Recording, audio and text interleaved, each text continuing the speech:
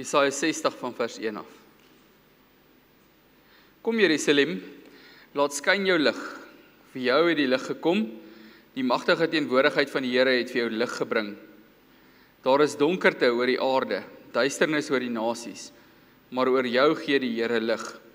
Oor jou verskyn sy magtige teenwoordigheid. Nasies kom na jou toe en konings na die glans van die nuwe dag wat vir jou aangebreek het.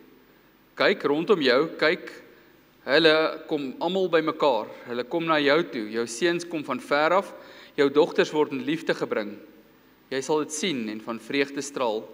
Jy sal bewe van blydskap, want die rykdom van die see word joune, die skatte van die nasies kom in jou besit. Jou land sal vol kamele wees, jong kamele uit Midian en Eva.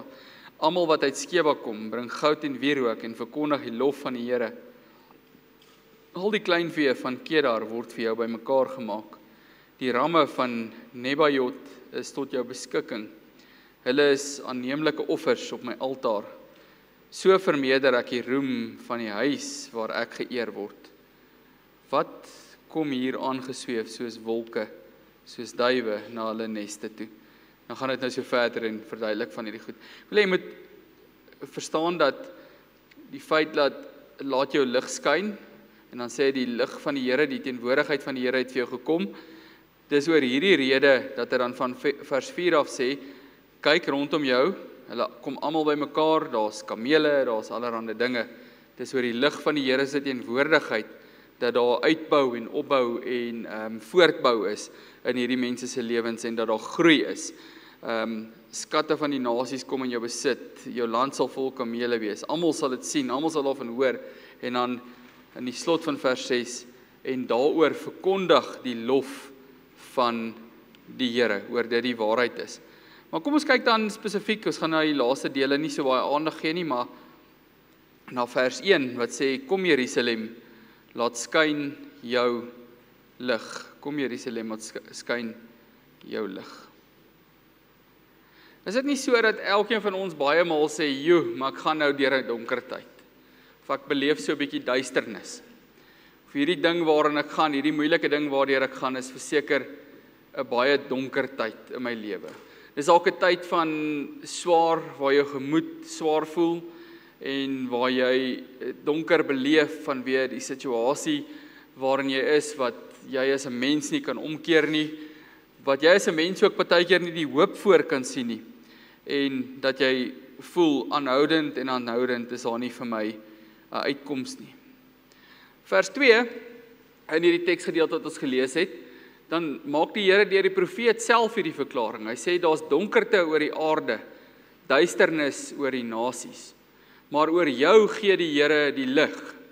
Met ander woorde, daar kom 'n verandering in hierdie mense aan wie die Here skryf in hierdie gedeelte se lewens.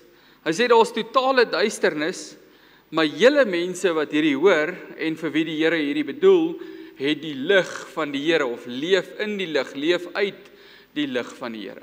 Nou as jy baie goeie geheue het en jy onthou laas Sondagoggend toe ons gepraat het uit Jesaja 43, het ons gehoor dat Jesaja is eintlik 3 boeke wat bymekaar gevoeg is.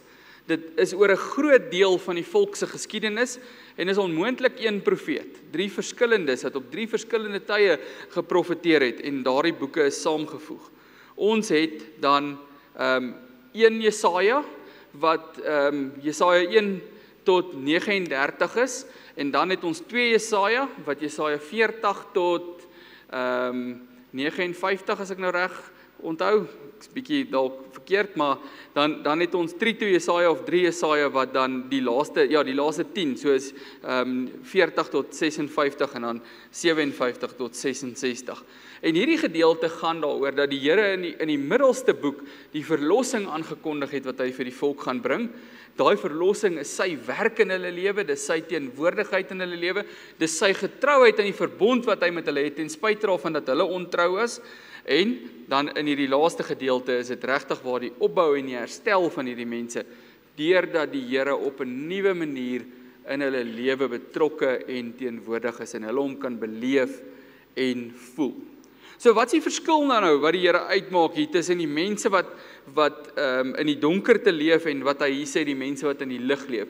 Dis die doeteenvoudige ding dat die mense wat in sy teenwoordigheid, met ander woorde in 'n verhouding met hom leef, is die mense wat binne die lig leef. En almal wat hom nie ken nie, is in die duisternis. En ons gaan later weer daarby kom, maar dis hoekom ons so groot klem in hierdie teks is op daarop dat ons lig moet laat skyn vir die mense wat nog in die duisternis leef. Nou die mense wat nie kan sien hoe hulle hierdie lewe moet navigeer nie, dat hulle die lig van die Here kan raak sien en na die Here toe kan kom. En as jy eintlik mooi dink, dan is hierdie lig eintlik 'n simbool vir 'n lewe wat lewend is, 'n simbool vir 'n lewe wat sin maak, 'n simbool vir 'n lewe wat verstaan wat is die doel van my lewe. Ek meen, ons kan almal met mekaar ooreenstem. As daar 'n diep gat is om te wees in 'n mens se lewe, is dit om nie te verstaan wat is my doel nie. Is dit nie om 'n begrip te hê van wat is die rede dat ek hier is? Of wat is die rede daarvoor dat ek hierdie omstandighede beleef wat ek beleef nie? Of hoekom moet ek deur hierdie ding gaan? Ek dink van alles wat ons as mens moet deurmaak, is daai sekerlik een van die moeilikste goeters. Gaan ons terug na die skepping toe, dan sien ons dat die Here skep die mens om in 'n verhouding met hom te wees. Hy blaas 'n gees in die neus van die mens wat hy skep. Blaas asem in hierdie mens. So daar's 'n unieke verbondenheid tussen God en die mens. Die Here sê ons gaan iemand maak soos ons. En as hy die mens klaar geskep het, dan kyk hy na die mens en hy sê dis goed. Hierdie is die een wat in my teenwoordigheid gaan leef in volkome harmonie. Of wat is 'n beter manier om dit vir die kleintjies te verduidelik? In 'n hele maklike, selfstandige, normale lewe wat van self al die dinge doen wat die Here wil hê ons moet doen. Dit is die lig van die Here. Dis 'n lewe waarin jy besef, wat is ek hier om te doen? Wat is my doel? En dat die Here in beheer is selfs oor die dinge wat ek nie verstaan nie. Dis die lig van die Here, om te verstaan dat ek hier is om in 'n verhouding met hom te leef en dat hy hier is om in 'n verhouding met my te leef. Wat 'n wonderlike gedagte is dit nie, nê? Maar nou gebeur dit so dat ons as mense daar van die begin af en nog altyd so van die Here af van tyd tot tyd wegbeweeg. Nie dat die Here van ons af wegbeweeg nie, maar ons beweeg van hom af weg. En so ook in die skepingsverhaal, wanneer die mens kies om sonde te doen. Wat is die mens se natuurlike inklinasie dan, nadat hy sonde gedoen het? Of wat gebeur natuurlik wanneer die mens sy eerste sonde gedoen het? Daar staan Adam en Eva het gevlug van die teenwoordigheid van die Here. 'n Mens oorgegee aan sy sonde, besef dit goed van jouself. As jy dit nie van jouself weet nie, gaan jy baie jouself nog laat sukkel. 'n Mens oorgegee aan sy sondigheid, vlug altyd uit die lig uit in die duisternis in. En dis hoekom die wêreld oorgegee word aan wêreldse dinge. Dis hoekom mense hulle oorgee aan al die dinge van die wêreld wat hulle nog verder breek. Maar wat maak God? Hy sê, nee, mens, waar's julle? Kom uit, kom na my lig toe. Ek gaan vir julle redding bring. Maar nou gebeur dit so deur ons lewe, deurdat ons eintlik in 'n gebrek aan vertroue gereeld sal sê, jene, ek gaan dan deur 'n donker tyd nou in my lewe. Kyk jy na Psalm 23, wat seker een van die bekendste psalms is onder ons. Ek dink daar's 'n groot deel van ons wat Psalm 23 dalk uit ons koppe uit ken, dan sal ons daarin sien dat Dawid beleef ook donker. In Dawid se lewe het daar verskeie dinge gebeur en eintlik verskeie dinge verkeerd gegaan, waar hy ook half in die duisternis leef. En die Bybel is eintlik vol van hierdie goed, waar mense innerlike duister beleef. En dit word gebruik om nood, wanhoop, lyding, verwarring, godverlatenheid te beskryf. Gaan ons na Psalm 23 toe, dan sien ons in vers 4, selfs as ek in my donkerste kloof ingaan, is ek nie bang vir gevaar nie, want U is by my. Selfs as ek in my donkerste kloof, so Dawid sê, daar's tye in my lewe waar ek in donkerte ingaan.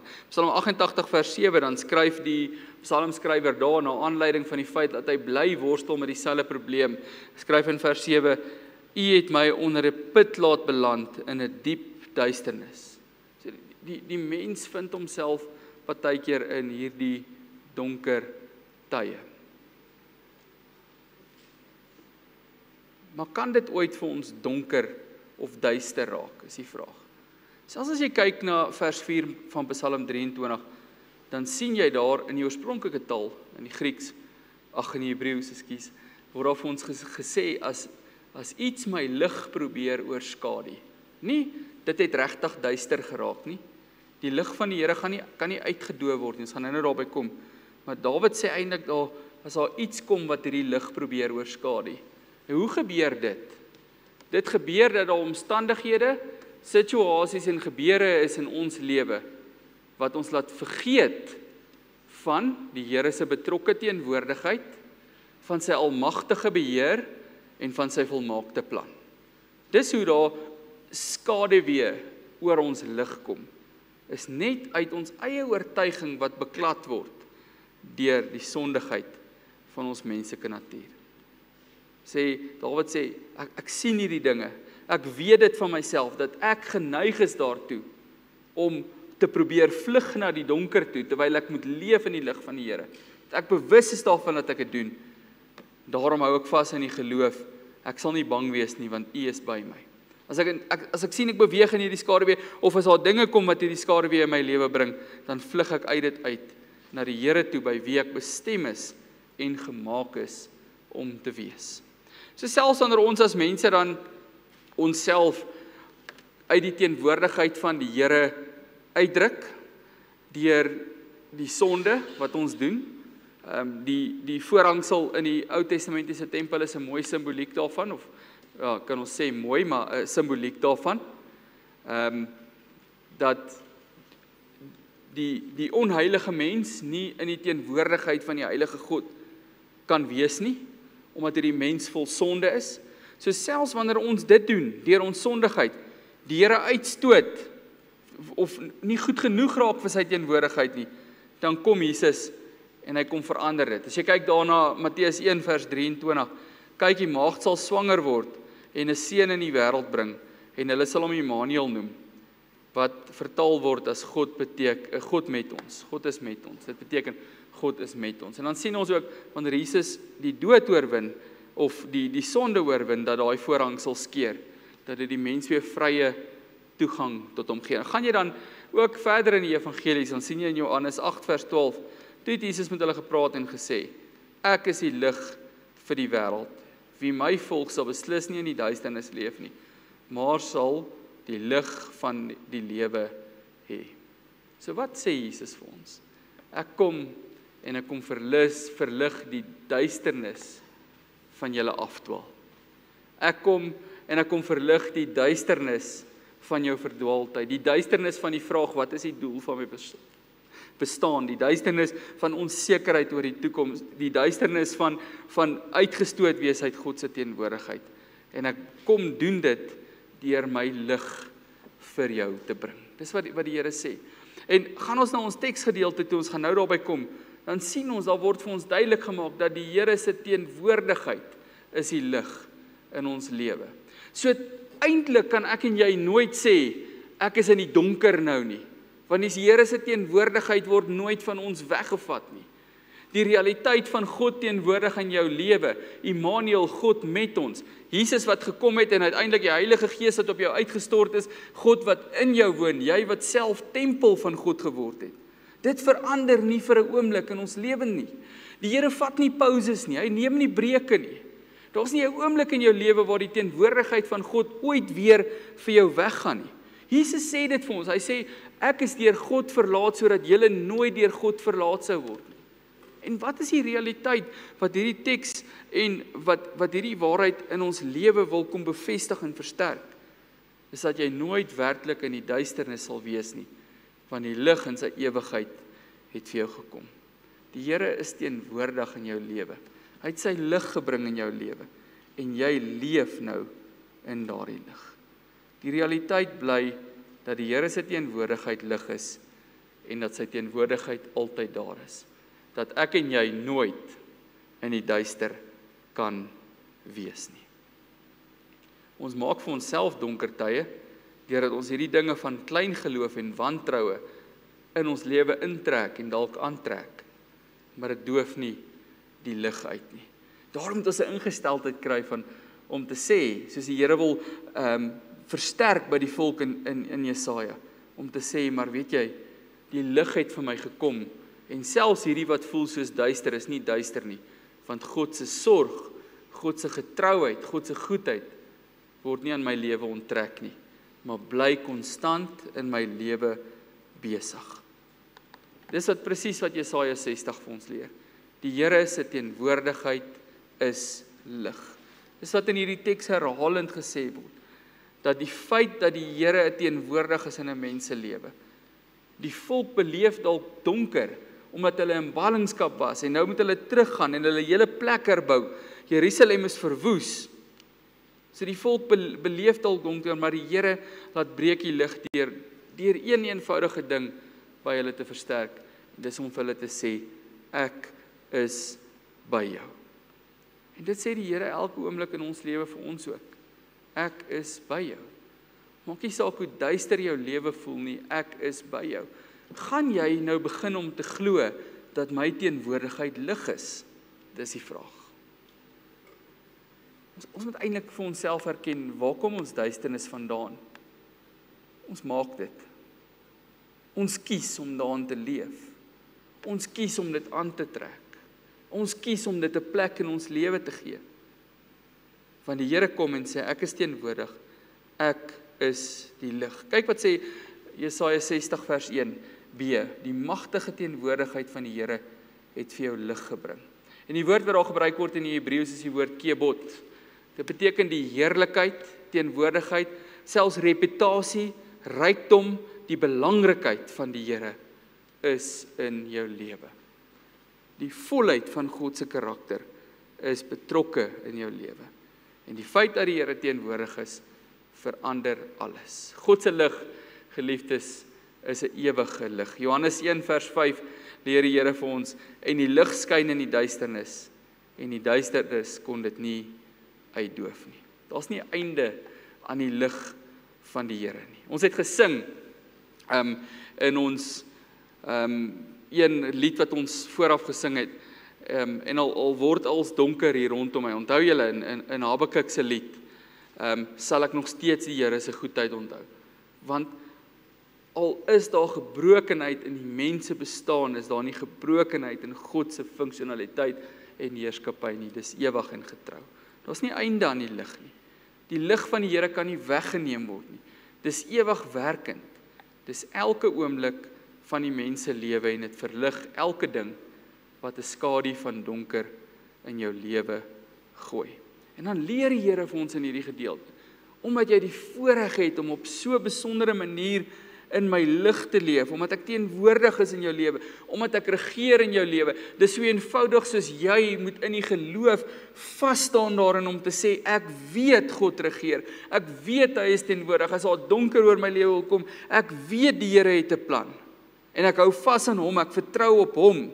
Daai frase wat sê, God is most glorified by us when we are most satisfied in him. Ek is tevrede met hoe die Here die dinge bewerk, daar kan nie duisternis oor my kom nie.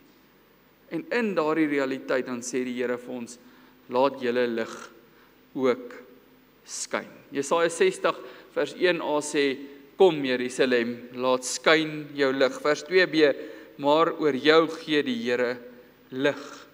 Vers 3 leer vir ons, die nasies kom na jou lig toe.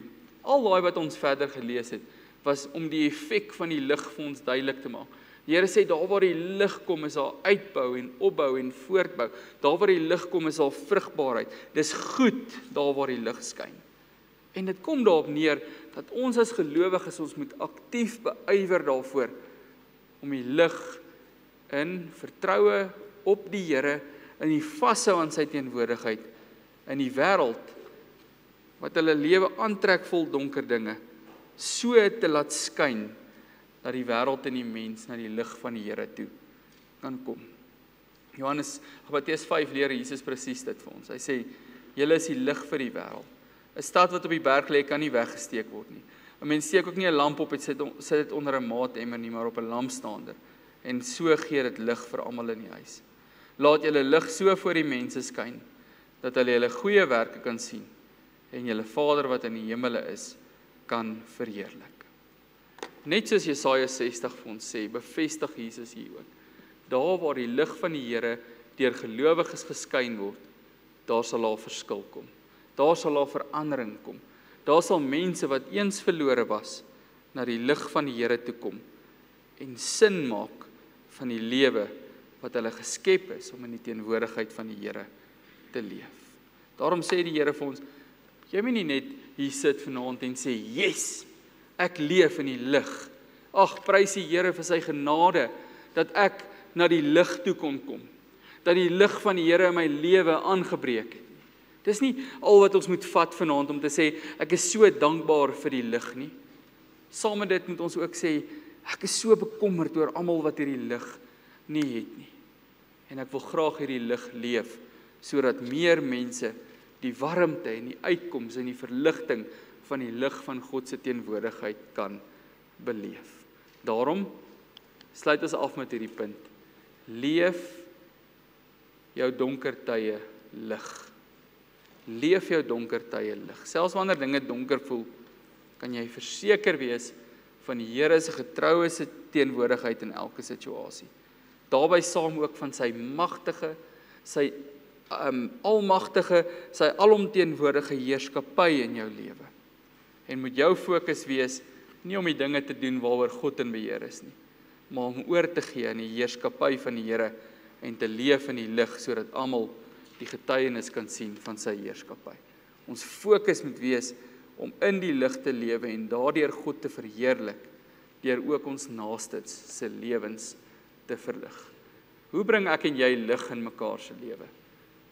Ons kan dit nie doen, blywende lig bring deur dalk jou te help in jou nood of vir jou uitkoms te bring in 'n moeilike situasie. Die kernmanier waarop ons lig bring in mekaar se lewe, waarop jy lig bring in die wêreld daar buite, is om die Here se teenwoordigheid in mekaar se lewe in te bring.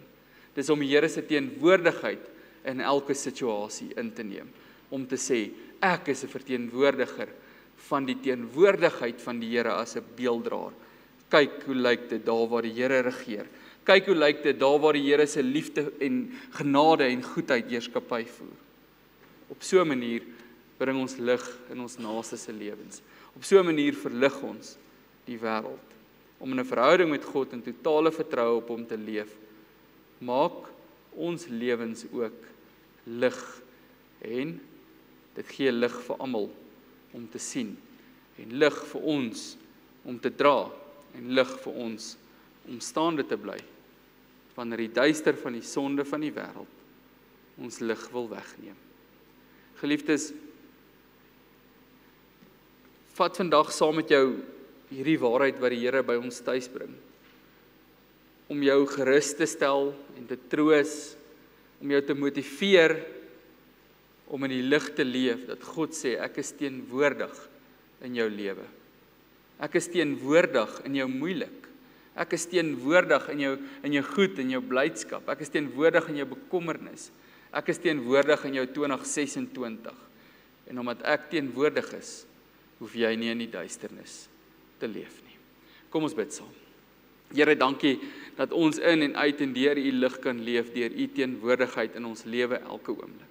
Ons loof en ons prys u daarvoor dat ons nie hoef te probeer om sin te maak van 'n lewe wat in die duisternis rondtas na niks nie, maar dat u ons na die lig toe bring, die lig van u teenwoordigheid, die lig van 'n nuwe lewe in u, die lig van u getrouheid en goedheid, en dat ons so in u en uit u kan leef, en ons bid, Vader, help ons, om ook mense te wees wat daardie lig uitdra in die wêreld, sodat die wêreld wat in duisternis is, na u lig toe kan kom, dat ons 'n lig op die berg is, wat almal kan sien, en wat verligting bring vir almal in die donker.